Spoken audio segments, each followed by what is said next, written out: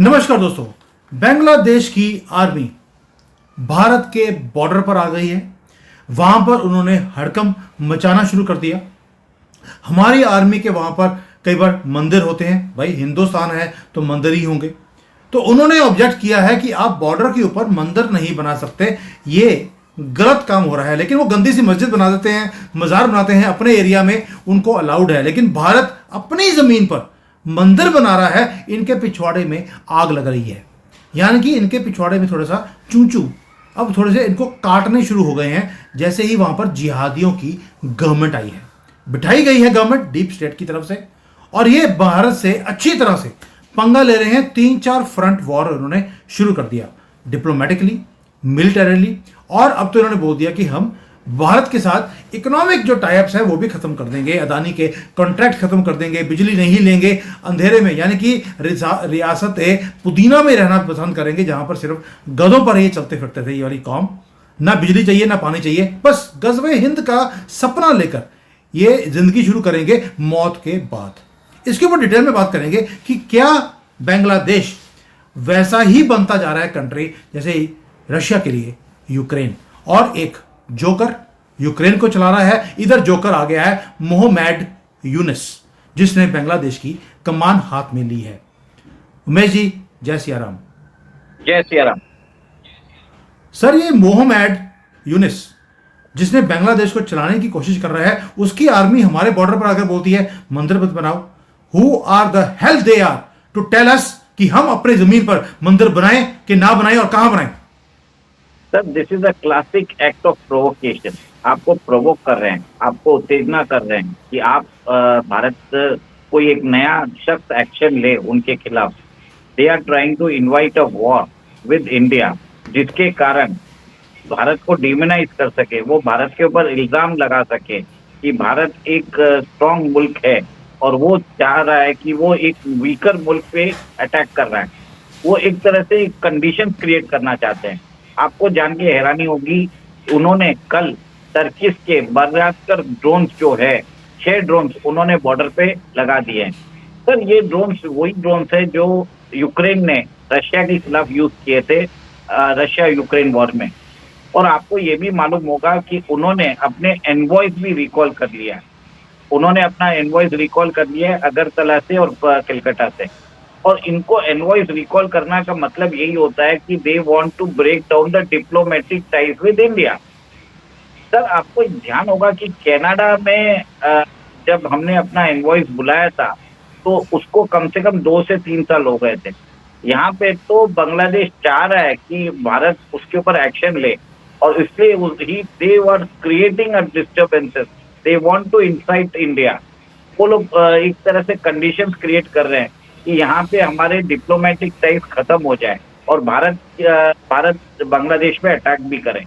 Sir, आपको एक और एक चीज मालूम रहना चाहिए कि पाकिस्तान सिटीजन के लिए उन लोगों ने अलाउ कर दिया है कि वो they can come to Bangladesh without, मतलब उनके लिए वीजा रिलैक्सेशन कर दिया है। सर, आप ये सब जो कंडीशंस बन रही है, आपको क्या लगता है कि बांग्लादेश को समझ में नहीं आ रहा है क्या कर रहा है? It is trying to provoke India. आज बांग्लादेश नहीं है, it has become east Pakistan. इसको पाकिस्तान का डायरेक्ट सपोर्ट आ रहा है, इसको टर्की का डायरेक्ट सपोर्ट आ रहा है, इसको चाइना का सपोर्ट डायरेक्ट आ रहा है, इसको यूनाइटेड स्टेट्स का सपोर्ट आ रहा है। सर, एक तरह से कंडीशंस क्रिएट किया जा रहा है कि वहां पे हिंदू माइनॉरिटीज को अटैक किया जा रहा है। वहां पे जो प्रीस्ट है उनको अटैक करके उनको घायल कर दिया।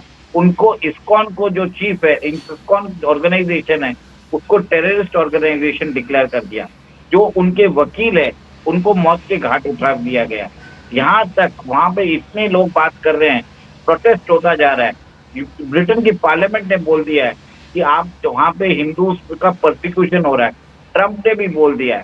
सर, ये सब काम वो बाइडेन प्रेसिडेंसी के अंदर कर रहे हैं।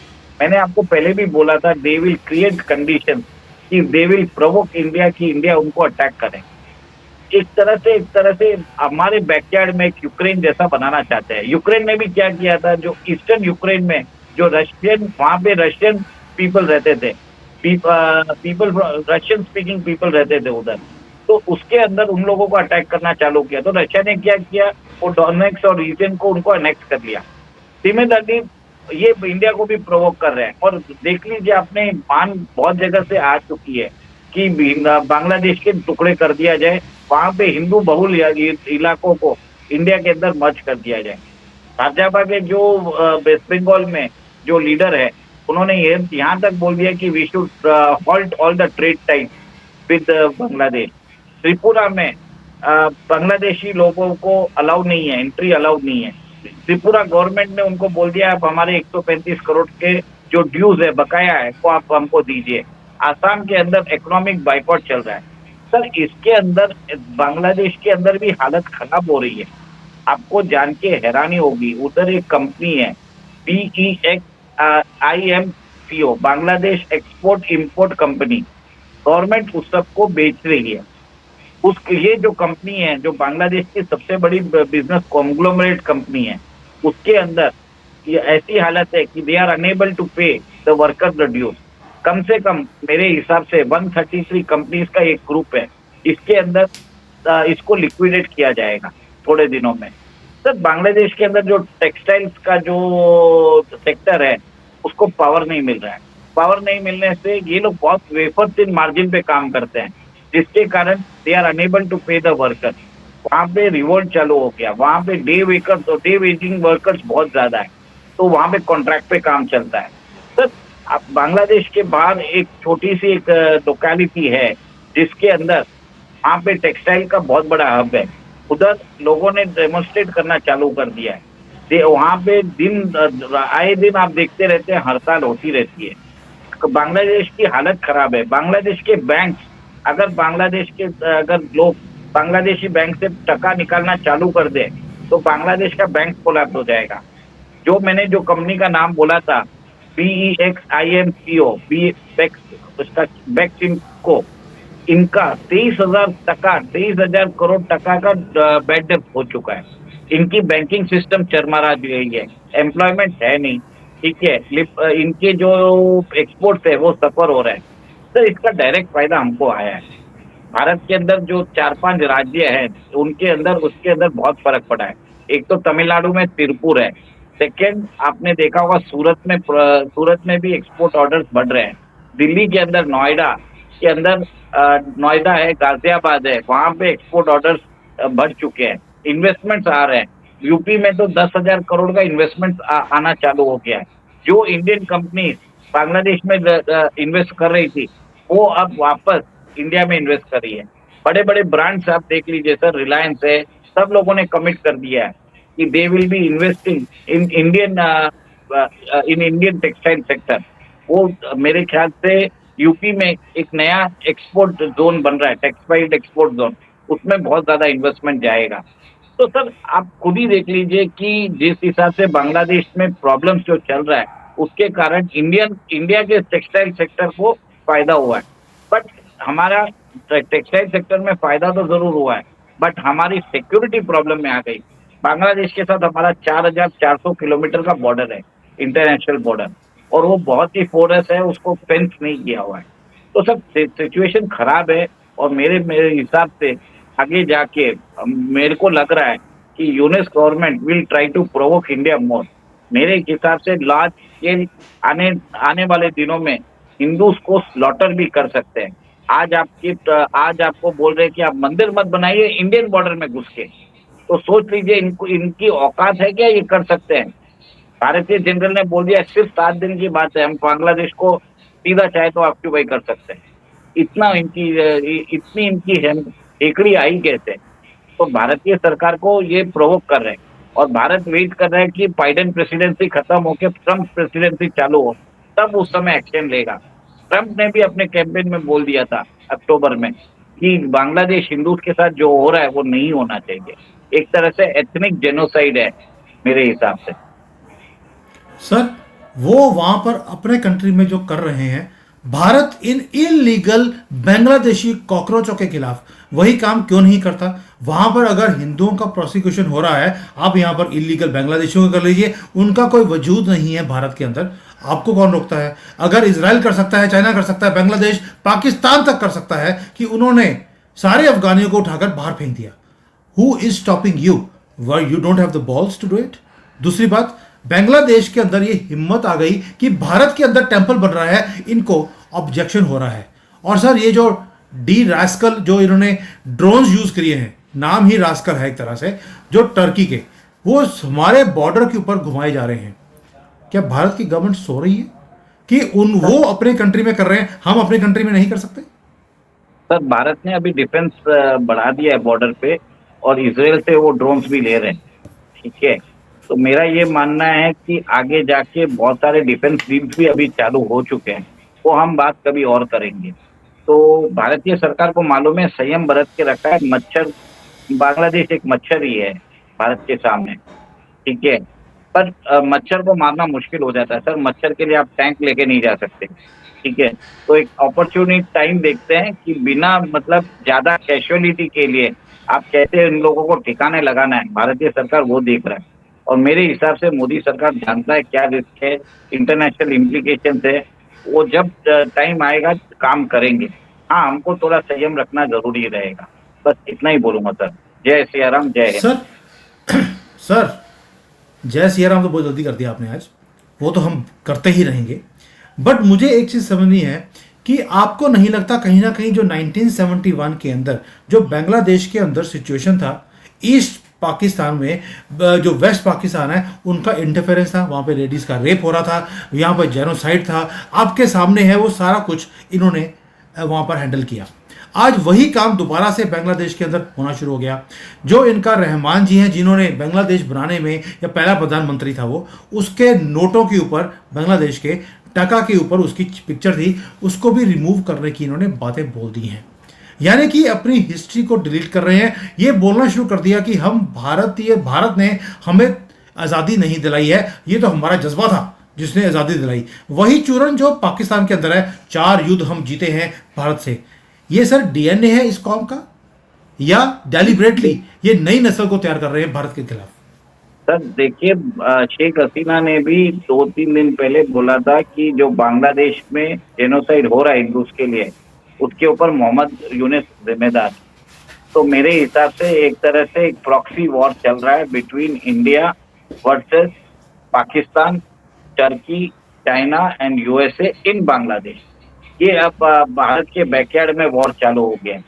अगर आपको जीतना है ये वॉर, आपको इंडस वाटर ट्रीटी को आपको रीनेगोशिएट करना जो बहुत जरूरी हो गया। पाकिस्तान का पानी बंद कर दीजिए, हुक्का पानी बंद कर दीजिए, तो अपने आप ही वो सुधर जाएगा। भारतीय सरकार को उस जगह पे काम करना पड़ेगा कि पाकिस्तान के अंदर भारतीय सरकार को प्रोएक्टिव अप्रोच लेना पड़ेगा। वहां पे अपनी जो रॉ है, उस अपनी एजेंसी है, उसको एक्टिवेट करके पाकिस्तान में और बम ब्लास्ट हो, पाकिस्तान में चाइनीज नेशनल्स के मौत के घाट उतार दिए जाए। जब तक ऐसी कार्रवाई नहीं होती है, तब तक बांग्लादेश में बंद नहीं होगा। आपको समझना पड़ेगा, you have to hurt them where they are likely to suffer the most. Chinese के प्रोजेक्ट को हटाइए, जैसे आपने देखा है टीपेक में हो रहा है। तो आपको बलूचिस्तान लिबरेशन आर्मी उधर काम कर रही है, बलूचिस्तान लिबरेशन फ्रंट काम कर रहा है, उनको आप आर्म्स एंड एम्यूनिशन दीजिए। आप सिंधु देश आर्मी को आर्म्स एंड एम्यूनिशन दीजिए। आप तालिबान के साथ आपका जो डिप्लोमेटिक संबंध है, उसको आप ऑफिशियल करके उनको मिलिट्री सपोर्ट भी देखिए, पाकिस्तान के खिलाफ यूज करिए। सर जब तक आप नहीं करेंगे ये काम होते रहेंगे। आप कब तक डिफेंसिव खेलते रहोगे? Unless and until you play offensive, वो जरूरी है। अब मेरे हिसाब से ये सब बातें पब्लिक में बोलनी नहीं चाहिए, बट जिस हिसाब से मुझे बोलना पड़ा, भारतीय सरकार अगर वो ये कर रही है तो अच्छी बात है, और आगे करना भी पड़ेगा। नहीं तो आपके बॉर्डर जो है, बंगाल है, झारखंड है, आसाम है, उड़ीसा है, नॉर्थ ईस्ट है, सब में अंदर प्रॉब्लम आने वाले हैं। वो लोग तो डायरेक्टली उन्होंने बोल दिया कि आपके चिकन नेक को हम अटैक करेंगे। We will cut off the north and north east from India. Sir Bangladesh के अंदर प्रोफेसर, उनका जो एक प्रोफेसर ढाका यूनिवर्सिटी, वो बोल रहा है कि हम पाकिस्तान से न्यूक्लियर वेपन्स लेना चाहिए, हम पाकिस्तान से JF-17 प्लेन लेना चाहिए। और अभी तो पाकिस्तान से शिपमेंट्स आ रहे हैं वेपन्स के। सर किसके लिए आ रहे हैं सर? वहां पे कत्लेआम चालू करेंगे हिंदुओं का थोड़े दिनों में। सीधे सोची समझी साजिश है। अगर आपको नहीं समझ में आ रहा है तो मैं कुछ नहीं कर सकता सर, गवर्नमेंट को सोचना पड़ेगा। ये बहुत ही प्रोवोकेटिव इश्यू है, इसके अंदर गवर्नमेंट संयम भी बरत रही है, बट एक तरह से आगे तकलीफ बढ़ने वाली है और आपको भी युद्ध करना पड़ेगा।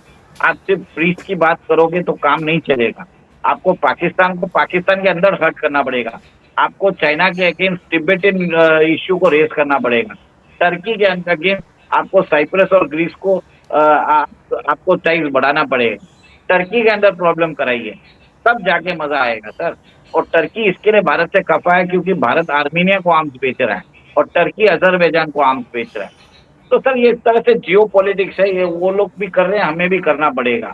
आगे जाके ये सब होने की चीज है। ये बहुत सारे सेंसिटिव चीजें हैं जो हमने आज डिस्कस कर लिए, जो जनरली मैं बोलना नहीं चाहता हूँ। बस इतना ही बोलूंगा आई सर। जय अंडरस्टैंड। सिया राम, जय जय हिंद। चलिए, जय सिया राम पे आपने खत्म करने की बात करी है, बिकॉज सेंसिटिव मैटर है। बट मेरा एक क्लोजिंग कमेंट यही है, आज बांग्लादेश में प्रोसिक्यूशन हो रहा है, perfect time to do the same persecution of these cockroaches in Bharat. Thank you. Jai Hind. Jai Siya Ram.